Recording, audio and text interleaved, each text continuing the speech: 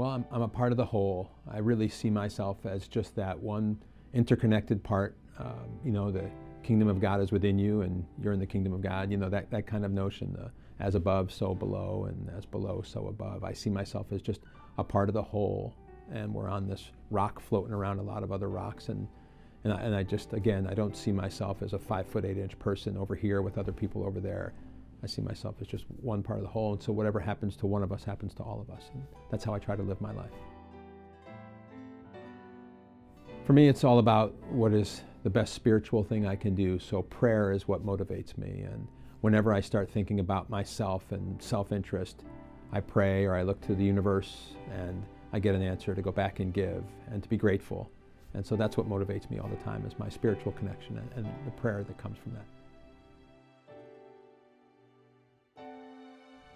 Well, for me, diversity is beautiful. The first word that comes to mind is always beauty, because I know that a healthy environment, for example, is one that has a lot of diversity. So just as biodiversity is critical for life, so is diversity in our social lives. And unfortunately today, the next level of thought I have about that is challenge, because we are challenged as a society right now to embrace diversity and to love one another with a sense of true understanding. We lead with judgment too often, and so I'm unfortunately, where I'd like us to find beauty, I instead think we find too many challenges.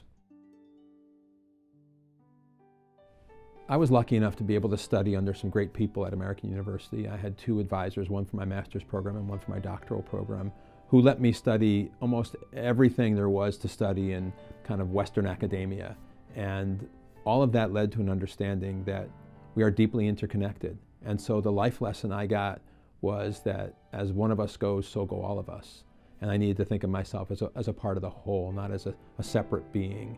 And so it was that notion of how truly and deeply interconnected we are, that we are part of the same whole. And that is the lesson that I take with me in running a wider circle.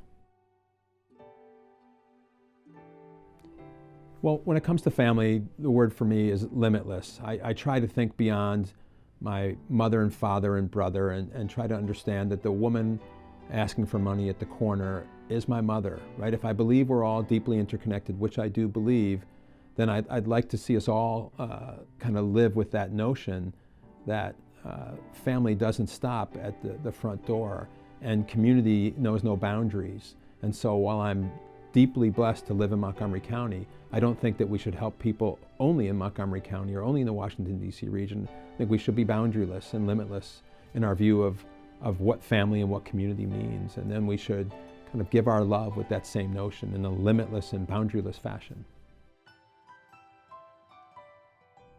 I'd like people to say that he is a loving being, someone who reaches for the spiritual first. I do not think I have always earned that. I hope in the future that I can earn that even more, but I would like to be known as somebody who came from a spiritual perspective and who sought to love all unconditionally. I have a lot of ground to go to get there. I think, in running an organization, sometimes you reach for the managerial perspective instead of the spiritual perspective. So I love that question because it can inspire me even more so to make sure I reach for the spiritual first.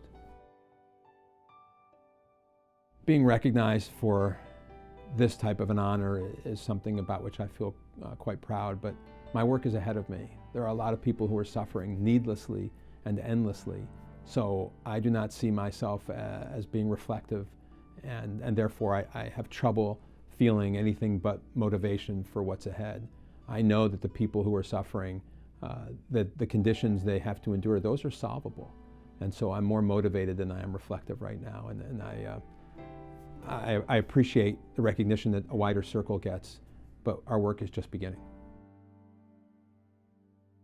I'm excited about what we do every day. When I see 20 families get their homes furnished, that's a good thing, but I'm too driven to feel really good about that because I know that most of the people who are in poverty are not getting out of poverty. Most of the people who are born into poverty, millions, are staying in poverty their whole life until they die in poverty.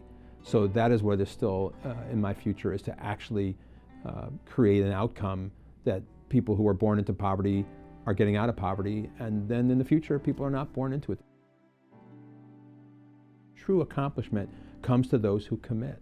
I think it has to be about commitment, and I know that sounds harsher than maybe talking about spirituality, but I really do think that it is to what we commit that we see success.